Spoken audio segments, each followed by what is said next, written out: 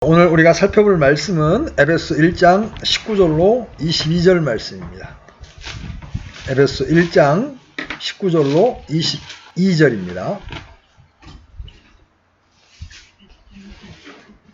같이 읽겠습니다. 시작. 그분의 강력한 권능의 활동에 따라 믿는 우리에게 베푸신 바 그분의 지극히 큰 권능이 어떤 것인지 너희가 알게 하시기를 구하노라. 그분께서 그리스도를 죽은 자들로부터 살리시고 하늘의 처소들에서 자기의 오른편에 그분을 앉히실 때에 그 권능을 그분 안에서 발휘하사 그분을 모든 정사와 권능과 강력과 통치와 이 세상뿐만 아니라 오는 세상에서 불리는 모든 이름보다 훨씬 위에 두셨고 또 모든 것을 그분의 발 아래 두셨으며 그분을 모든 것 위에 머리가 되게 하사 교회를 위해 주셨느니라. 아멘. 우리는 이제 에베소 신자들을 위하여 사도가 드린 셋째 간구 내용을 살펴보기에 이르렀습니다. 그는 부르심의 본질 자체를 우리에게 명백히 했죠. 그런 다음 우리가 받기로 되어 있는 그 놀라운 상속 유업의 영광을 들여다보도록 우리를 유도합니다. 그리고 나서 이제는 우리 안에서 역사하고 있는 하나님의 권능을 강조하고 있습니다. 우리는 이 경우에서도 앞에 두 경우와 마찬가지로 무엇이며 영어로는 what 이런 말로 시작되고 있음을 발견합니다. 여기서 우리가 주의해야 할 것은 바울이 에베소 신자들이 어떤 지식을 가지고 그런 다음에 권능을 가질 수 있도록 하기 위해서 기도하고 있는 것이 아니라는 점이에요. 에베소 신자들이 이런 권능을 갖기를 원합니다. 이렇게 기도하고 있는 게 아니라는 얘기예요. 지식을 위해 기도하고 있는 것은 맞지만 여기서 사도는 오히려 그들 안에 이미 역사하고 있는 하나님의 권능을 알도록 기도하고 있는 거예요. 여러분, 에베소 신자들이 권능을 갖게 되는 것을 위하여 기도하는 것과 이미 역사하고 있는 하나님의 권능을 알도록 기도하는 것은 사뭇 다른 얘기예요. 하나님께서 우리에게 권능과 힘을 주신다고 하는 것도 사실이에요. 그러나 이 시점에서 사도가 마음속에 갖고 있는 목적은 에베소 신자들로 하여금 우리에게 베푸신 하나님의 권능의 역사가 무엇인지를 알고 인식하게 하려는 거예요. 19절 말씀 다시 한번 이렇게 주목해 보십시오. 그분의 강력한 또 권능의 활동에 따라 믿는 우리에게 베푸신 바 그분의 지극히 큰 권능이 어떤 것인지 너희가 알게 하시기를 구하노라. 우리에게 베푸신 하나님의 권능을 아는 게 왜 중요합니까? 우리가 그러한 하나님의 권능을 알게 되면 우리의 두려움은 사라져버리고 우리의 구원에 대한 새로운 확신을 가지게 될 겁니다. 우리를 향한 부르심이 하늘의 부르심이요 거룩한 부르심이라는 말을 들을 때 여러분 어떤 마음이 들어요? 야, 참 엄숙한 부르심이다. 그런 생각이 들지 않습니까? 또 그렇게 불러주신 것만도 감사한데 풍성한 상속 위업의 영광을 약속하고 계시다는 말씀을 들을 때는 송구한 마음이 든다. 그래서 어느 순간 자신의 실존을 바라보면서 마음속에서 의문이 일어나는 거예요. 아, 이 모든 게 정말 내게 가능할 수 있는 건가? 분명히 나는 이러한 영광에 합당한 사람은 아닌데 나는 그러한 영광을 차지할 만한 자격이 없는데 아마 정상적인 신자라면 10중 8구는 그러한 반응을 나타낼 것이 뻔합니다.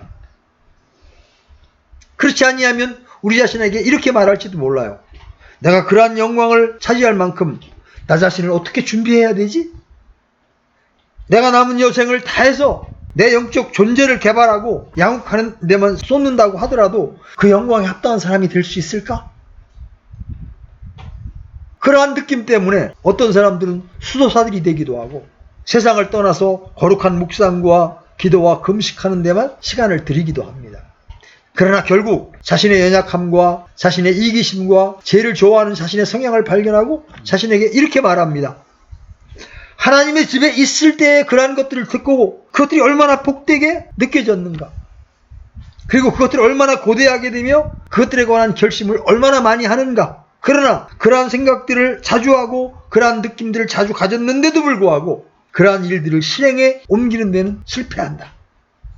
나는 의도적으로 내 모든 존재를 다해서 이러한 일들을 위해서 매진하기로 결심하고 또 결정했다. 그러나 나는 거듭 실패할 뿐이다. 이제 나 자신을 못 믿겠고 내 감정과 내 기분과 내 상태와 내 결심을 믿지 못하겠다. 난 그런 놈이다. 성경이 그러한 영광, 그러한 유업, 흠도 없는 완벽함으로 나를 도전하고 계시지만 그것은 내게는 불가능한 소리다. 이런 마음이 들 때가 있다는 거예요. 때로 가장 교활한 대적 마귀가 마치 울부짖는 사자같이 돌아다니며 삼킬 자를 찾죠? 그래서 매 지점마다 우리를 공격하려고 매복하고 있습니다. 그는 우리의 모든 연약함을 알므로 우리를 송사합니다. 그는 교활하게도 언제나 우리를 유혹하고 부추겨서 죄와 실패와 게으름에 빠지도록 무진애를 쓰고 있습니다. 사도는 우리의 연약함과 형편을 알기에 목회자적인 마음으로 긴박하게 이 세 번째 간구를 드리고 있는 거예요. 그는 우리의 모든 문제점들과 우리가 가지고 있는 어려움들을 잘 알고 있습니다. 그러므로 그는 우리가 그분의 강력한 권능의 활동에 따라 믿는 우리에게 베푸신 바 그분의 지극히 큰 권능이 어떤 것인지 너희가 알게 하기를 구하노라 이렇게 말하고 있는 거예요. 우리가 먼저 살펴보아야 할 주제는 하나님의 권능의 위대함 자체예요. 먼저 기독교의 구원은 우리 안에서 하나님의 권능이 발현되는 겁니다. 우리는 이렇게 쉽게 말할지 몰라요. 내가 믿어서 구원받았습니다. 그 말도 틀린 말은 아니에요.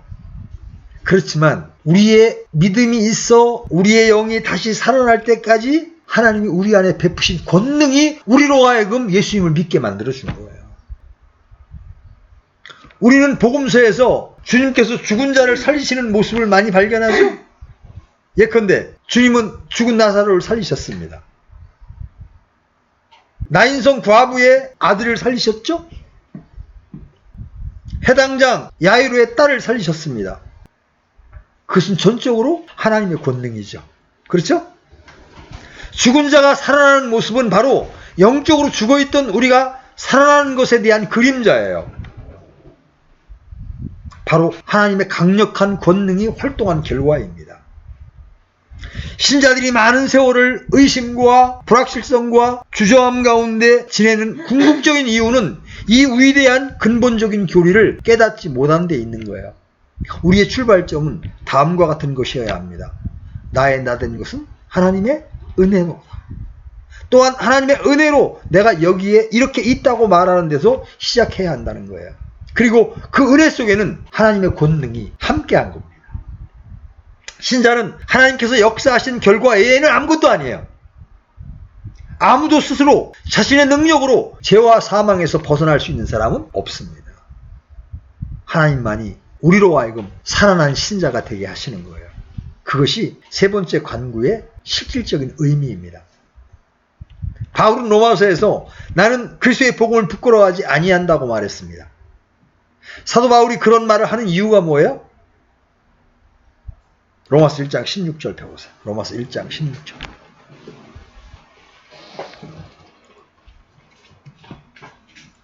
자, 앞에 내가 그리스도의 복음을 부끄러워하지 아니하노니 그랬어요. 이는부터 같이 읽습니다. 시작. 이는 그 복음이 믿는 모든 자를 구원에 이르게 하는 하나님의 권능이기 때문이라. 우리를 살리시는 건 하나님의 권능이라는 거예요. 그래서 사도는 나는 십자가에 못 박히신 그리스도를 전파한다고 말합니다. 왜? 그리스도께서 하나님의 권능이요 하나님의 지혜가 된다는 것을 확신하기 때문에 그렇습니다. 그럼 또 이런 말을 합니다. 우리는 그분의 작품이요. 우리가 그분의 작품이라는 말은 뭐예요? 누가 만들었다는 거예요, 우리가? 우리는 그분의 작품이야 할 때 우리는 누구예요? 구원받은 신자를 말하는 거예요. 저와 여러분을 말하는 거예요. 이게 누구 작품이라고? 하나님의 작품이다. 하나님께서 우리를 신자 되게 하셨다는 거야. 이 진리는 신자의 지위를 이해하는 데 있어서 가장 근본적인 거예요. 또 바울은 고린도후서 5장 17절에서 신자를 새로운 창조물이라고 말하죠. 우리로 신자가 되게 하는 것에 대한 가장 완벽한 표현이라고 말할 수 있어요. 신자는 새롭게 창조된 사람이에요. 신자를 새로운 창조물로 만드신 분은 하나님이십니다. 지으실 수 있는 분은 오직 한 분, 하나님밖에 없습니다. 우리가 얼마나 자주 신자가 된 것을 우리 자신의 차원에서 생각하는지 몰라요. 우리가 행한 것이나 우리가 결정한 것에 너무나 많은 관심을 집중시키고 있어요. 그러나 신약성경 전체의 가르침은 다른 무엇보다도 하나님이 먼저 우리 안에서 무엇인가를 하시지 아니하시면 우리는 아무것도 할 수 없다는 점을 강조하고 있습니다. 그래서 에베소 2장 1절에서는 또 그분께서 범법과 죄들 가운데 죽었던 너희를 살리셨도다 이렇게 말씀하시죠. 우리는 모두 본질상으로 영적으로 죽은 사람들이었습니다.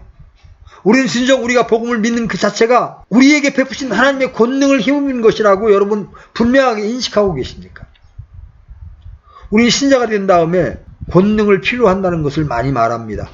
그러나 우리가 신자가 될 때에도 하나님이 권능이 필요했다는 사실을 분명히 알아야 합니다. 하나님의 강력한 권능이 임하기 전 인간의 상태는 어떠합니까? 예레미야서 13장 23절. 예레미야서 13장 23절.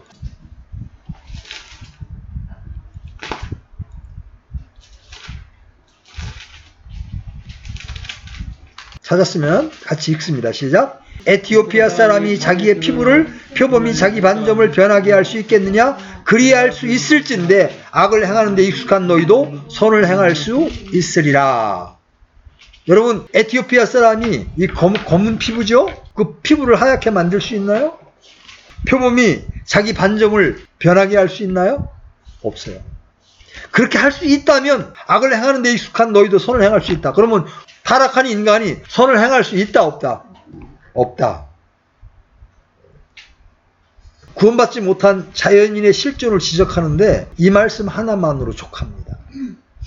바울은 고린도전서 2장 14절에서 이렇게 말합니다. 이 부분도 한번 찾아보십시오. 고린도전서 2장 14절. 하나님의 권능이 임하기 전에 우리의 모습이 어떤 모습이었는지를 한번 보자는 거죠. 고린도전서 2장 14절 같이 읽습니다. 시작. 그러나 본성에 속한 사람은 하나님의 영의 것들을 받아들이지 아니하나니 그것들이 그에게는 어리석은 것이니라. 또 그가 그것들을 알 수도 없나니 이는 그것들이 영적으로 분별되기 때문이니라. 여러분, 자연인들에게 성경에 나타나 있는 하나님의 영의 것들을 말해 보십시오. 제가 많이 말해 봅니다. 초등학교나 고등학교 카페에. 그들은 제가 말하는 성경의 말씀을 어리석은 것으로 치부합니다. 하나님은 성경에만 나올 뿐 과학적으로 그 어떤 것도 증명된 적이 없다. 그러니 우리에게 종교를 강요하지 말라. 이러면서 신랄하게 비판을 합니다. 왜? 그들은 본성에 속해 있기 때문에 하나님의 영의 것들을 받아들일 수 없습니다. 그래서 우리가 말하는 것이 어리석게 보이는 겁니다. 또 그가 그것들을 알 수도 없나니 그들은 영적으로 죽어있기 때문에 하나님의 말씀을 알아들을 수가 없는 겁니다.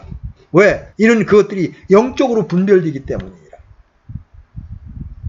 성경의 가르침은 어떤 사람이든지 그가 복음을 믿는다는 사실은 하나님의 지극히 큰 권능의 차원에서만 설명이 가능한 큰 이적이라는 거예요. 여러분이 지금 구원을 받았다? 여러분이 하나님의 사람이 되었다라는 말은 뭘 얘기하는 거예요? 여러분이 느꼈든 느끼지 않았든 하나님의 권능이 여러분에게 임했다는 거예요. 그래서 여러분의 죽었던 영을 살려주신 거예요. 성경에 의하면 인간은 죄 안에서 조성되고 죄 안에서 잉태되었습니다.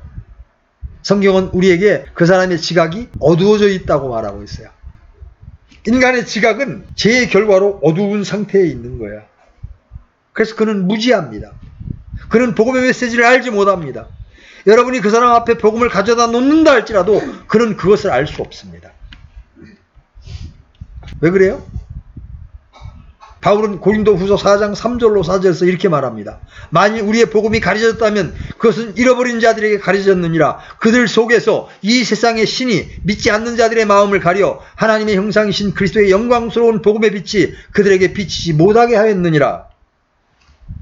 마귀가 믿는 자들의 마음을 가려서 복음의 빛이 들어가지 못하게 막고 있다는 거예요.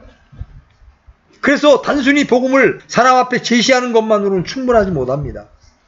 사람 안에서 무엇인가가 행해져야 하는 거예요. 성령이 그 사람 안에서 역사해야 합니다. 그렇지 않고서는 진리를 볼 수 없습니다. 그렇게 많은 사람에게 복음을 전해보지만 왜 구원받는 사람이 그렇게 적습니까? 진리의 말씀이 제시된다는 것만으로는 충분하지 않은 거예요. 그때 성령이 그 사람 안에 역사하셔서 예수님을 죽은 자들로부터 일으키신 그 강력한 권능이 그 사람 안에서 일할 때 그 사람이 살아나는 거예요. 죽은 나사로가 살아났던 것처럼, 야인성 과부의 아들이 일어났던 것처럼 우리의 죽었던 영이 살아나는 겁니다. 사람이 타락했을 때 그는 하나님으로부터 분리되었을 뿐만 아니라 그의 영적인 기능 자체가 마비되었습니다. 그래서 영적인 것을 분별할 지각이 어두워졌습니다. 이것보다 더 악한 것이 없어요. 성경이 인간의 마음에 대하여 말하고 있는 가장 제일 되는 요점은 인간은 타락의 결과로 교만하다는 거예요. 주님의 말씀에 따르면 진리를 확신하기 가장 어려운 사람은 지혜로운 채 하는 교만한 사람들이라는 겁니다. 그래서 로마서 1장 22절에서 이렇게 말씀하시죠. 그들은 스스로 지혜롭다고 선언하나 어리석은 자가 되어. 그들은 썩지 아니할 하나님의 영광을 썩을 사람이나 새나 네 발 달린 짐승이나 기어다니는 것들과 같은 형상으로 바꿔버렸습니다. 창조주보다 창조물을 더 경배하고 섬깁니다. 심지어 사람은 죄의 상태에 있을 뿐만 아니라 역시 죄를 자랑으로 여깁니다. 사도 바울이 로마서 1장 32절에서 말한 바와 같죠. 그들이 그런 일들을 행하는 자들은 죽어 마땅하다는 하나님의 심판을 알고도 같은 일들을 행할 뿐만 아니라 그런 일들을 행하는 자들을 기뻐하느니라. 그러나 그것만이 전부가 아니에요. 인간의 마음은 성경에 의하면 하나님을 미워하는 잘못까지 범하고 있습니다. 죄와 타락이 가져온 결과입니다. 자연인은 죄악적인 생각을 가지고 성경을 믿지 아니하고 하나님에 관한 계시를 거절하는 것에서 그치지 않습니다. 하나님을 미워합니다. 왜냐하면 우리의 됨됨이와 우리가 좋아하는 것과 하나님은 전적으로 다르기 때문에 하나님을 미워하는 겁니다. 이렇게 그의 지각은 어두워졌으며 죄와 불신앙으로 덮여 있습니다. 죄인은 세상의 사고방식에 정복당해 있습니다. 그의 마음은 거짓되고 사악합니다. 교만합니다. 그러나 그 모든 것은 고사하고라도 죄인은 하나님을 능동적으로 미워하는 죄를 짓고 있습니다. 하나님을 향하여 적의를 품고 있다는 거죠. 이 현대 세계가 얼마나 명확하게 그러한 위치에 있습니까? 사람들은 창조 사역을 반대하는 식으로 이론을 전개하는 논리는 어떤 것이든지 믿으려고 얼마나 야단입니까? 제가 지난번에 어떤 사람이 유대인의 역사 그러면서 하나님이 유대인을 선택하셨다는 걸 비방하는 글을 올렸길래 제가 그렇지 않다는 걸 성경을 통해서 이렇게 설명을 했더니 그러면 친구는 단군의 후손이 아니고 아브라함의 후손이냐? 이렇게 나옵니다. 아주 유치할 정도로 성경을 반대하는 이론을 전개하는 논리는 무엇이든지 끌어다가 반대하려고 하는 거예요. 사람은 진화론과 같은 어리석은 이론을 개걸스럽게 받아들입니다. 그러한 사람에게 복음이 거룩한 빛으로 전달됩니다. 그런 사람에게 세상을 버리고 그리스도를 쫓으라고 요구합니다. 그런 사람에게 그러한 그리스도를 따르라고 요구를 합니다. 그런데 그가 스스로의 힘으로 복음을 믿기가 쉽겠습니까? 타락한 인간이 믿으려고 마음만 먹는다면 쉽사리 복음을 믿을 수 있노라고 주장할 수 있습니까? 그런 질문에 대하여 오직 한 가지의 답변이 가능합니다. 그 답은 본문 말씀입니다. 그분의 강력한 권능의 활동에 따라 믿는 우리에게 베푸신 바 그분의 지극히 큰 권능이 어떤 것인지 너희가 알게 하시기를 구하노라. 한 혼이 하나님과 예수 그리스도를 믿게 하는 데는 하나님의 권능의 지극히 크심이 필요합니다. 그렇지 않고는 절망적입니다. 나의 나된 것은 하나님의 은혜로다. 어찌하여 이 복음을 믿게 되었는가? 어찌하여 나는 오늘 현재 이 세상에 살고 있는 수십억의 사람들과 같지 않게 하나님을 기뻐하고 즐거워할 수 있는가? 어째서 나는 성경에 관심을 가지는가? 어째서 나는 성경을 믿는가? 이 모든 질문에 대하여 오직 한 가지의 답만이 있을 뿐이에요. 내 안에 강력으로 역사하는 하나님의 은혜로 말미암은 것이다. 아멘. 그분이 일을 시작하신 겁니다. 그리고 그분이 그 일을 진행해 나가실 겁니다. 그래서 결국 그분이 마치실 거예요. 내가 끝내 그분 앞에 온전하고 완벽하고 철저한 사람으로 서게 될 것입니다. 하나님의 권능은 시작이요 마지막입니다. 모든 것이 그분과 그분의 권능으로 말미암습니다. 그런데 사도는 그것을 묘사하면서 최상급 위에 최상급을 겹쳐서 말하고 있습니다. 인간의 언어로는 그러한 일을 말하는데 전적으로 부적합한 거예요. 그런 에베소 사람들이 그 권능의 지극히 크심이 무엇인지를 알게 하기 위하여 기도합니다. 그냥 크심이 아니에요. 지극히 크심입니다. 하나님의 권능은 우리의 표현 능력을 훨씬 능가할 뿐만 아니라 우리의 이해의 차원을 능가합니다. 세상의 모든 사전을 다 동원하고 모든 어휘를 다 모아놓아도 하나님의 권능의 위대함을 표현할 수 없어요. 사도는 가장 유용한 용어를 사용하고 있죠. 지극히 큰 힘, 지극히 큰 힘. 바울의 말은 이기는 힘, 승리하는 힘, 그것에 한가하는 것을 완전히 정복하는 힘을 암시하고 있는 거예요. 그것은 아무리 높은 산이라도 무너뜨려 버릴 수 있는 힘입니다. 그것은 모든 골짜기라도 높일 수 있는 힘이에요. 그 앞에 설 수 있는 것이 아무것도 없습니다. 사도는 하나님의 이 권능을 불가능한 것이라고는 없으신 하나님의 활동으로 묘사하고 있습니다. 그렇죠? 활동이라는 표현이 나오죠. 사도 바울은 신자를 만드는 것은 하나님의 강력한 권능이 행사된 결과 바로 그것이라는 거예요. 여러분은 그것이 여러분에게도 해당된다는 것을 인식하셨습니까? 여러분은 여러분됨이 이 하나님의 영원하고 무한하신 권능이 여러분 안에서 활력 있게 역사해 왔기 때문임을 여러분 인식하셨습니까? 그리고 그 일이 지금도 여전히 진행되고 있다는 것을 아십니까? 그리고 앞으로도 그러한 일이 여러분 안에서 계속 진행돼 나갈 것임을 여러분 인식하십니까? 사도는 하나님의 권능의 강력의 활동에 대해 말할 때 우리를 돕기 위해서 예증을 들어서 설명해 나가고 있습니다. 하나님의 강력한 권능은 이미 주 예수 그리스도께서 죽은 자들로부터 다시 살아나실 적에 객관적인 방식으로 나타난 바가 되었다는 겁니다. 에베소 1장 20절 22절 보십시오. 그 권능이 어떤 권능이었느냐? 같이 읽습니다. 시작.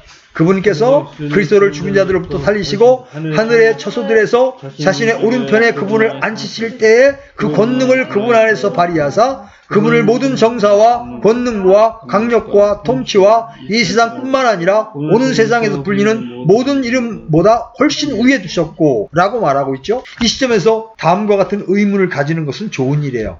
자, 19절에서 그분의 강력한 권능의 활동에 따라 믿는 우리에게 베푸신 바 그분의 지극히 큰 권능이 어떤 것인지 너희가 알게 하시기를 구하라 라고 말했다면 뒤이어 그분의 강력한 권능이 역사한 결과로 우리에게 어떤 일이 일어났는지를 언급하는 것이 논리적인데 갑자기 사도는 예수 그리스도의 부활과 승천 그리고 높여주심을 말하죠.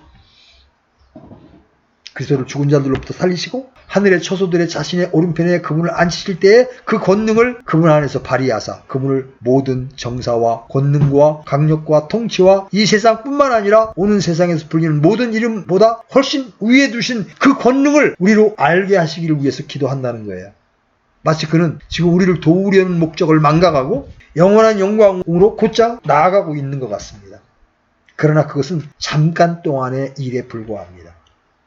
이 권능을 말한 다음에 에베소 2장으로 건너가서 다시 권능을 말하고 있는 거예요. 2장 1절에서 바울은 다시 우리에게로 돌아오고 있기 때문입니다. 그가 다루는 주제는 우리를 향하신 우리 안에 있는 하나님의 권능의 위대함이에요. 그는 다시 권능을 묘사함에 있어서 주 예수 그리스도를 죽은 자들로부터 다시 살리신 것을 언급하고 있죠. 또한 가장 높은 권능의 자리에 앉아 계심에 대해서도 말하고 있습니다. 그는 그리스도께서 어떻게 교회의 머리가 되셨는가를 설명해 주고 있습니다. 신자들에게 주신 권능이 어떤 권능이냐 하면 그리스도 안에서 역사하셨던 바로 그 권능이에요.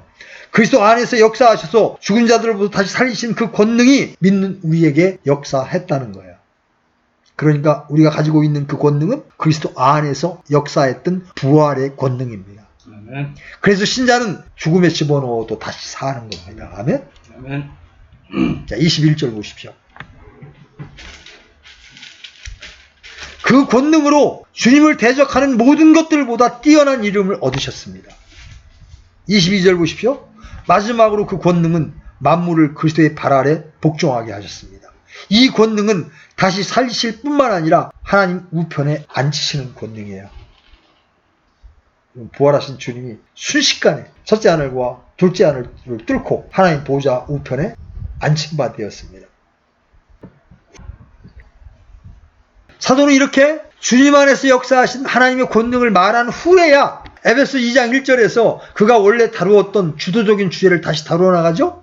또 그분께서 범법과 죄들 가운데 죽었던 너희를 살리셨도다. 그 권능이 너희를 살린 거야. 이 말을 지금 하고 있는 거예요. 여러분 성경을 읽을 때, 특히 바울 서신을 읽을 때 여러분이 주의해야 될 게 있어요. 바울은 어떤 주제를 이야기하다가 잠시 빗나가는 것처럼 보입니다. 왜? 그게 너무나 중요한 사실이라 다른 곁가지로 가서 그 영광을 말하고 난 다음에는 조금 지나서는 다시 제자리로 돌아옵니다. 바울의 편지를 보면 늘 그런 일들이 계속됩니다.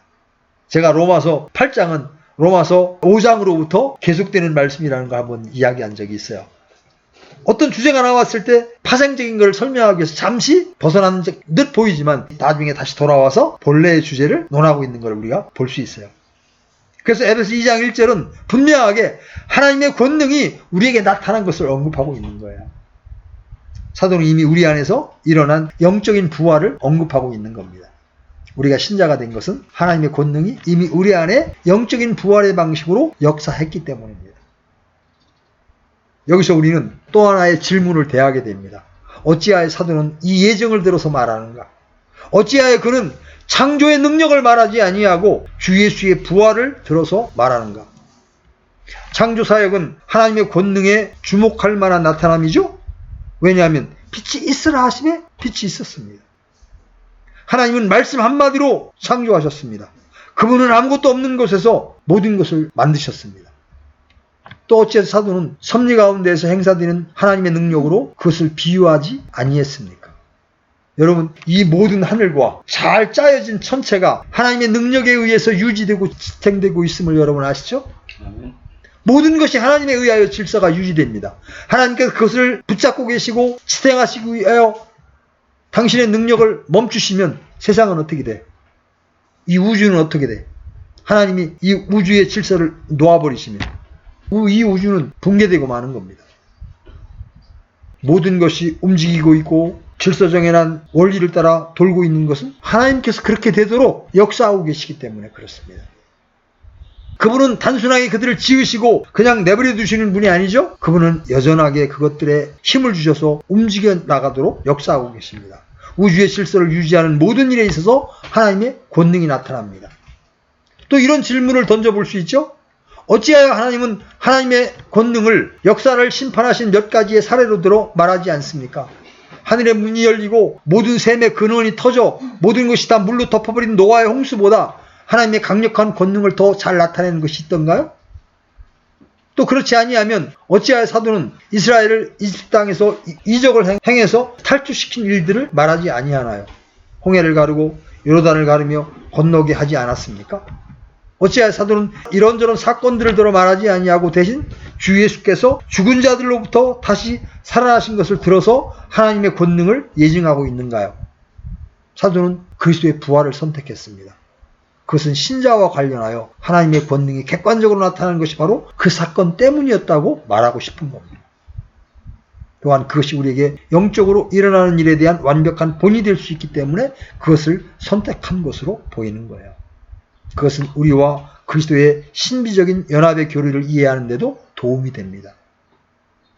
그리스도께서 살아나실 때에 우리도 그분과 함께 살리심을 받았으며 지금은 그리스도께서 죽은 자들로부터 다시 살아나심으로써 그분과 함께 연합되어서 하늘 보좌에 함께 앉힌 바 되었다는 것을 설명할 때에도 이 사건은 도움을 주는 거예요.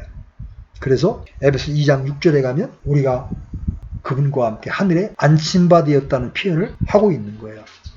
이게 모두 하나님의 권능으로 말미암아 우리에게 되어진 일이라는 거죠.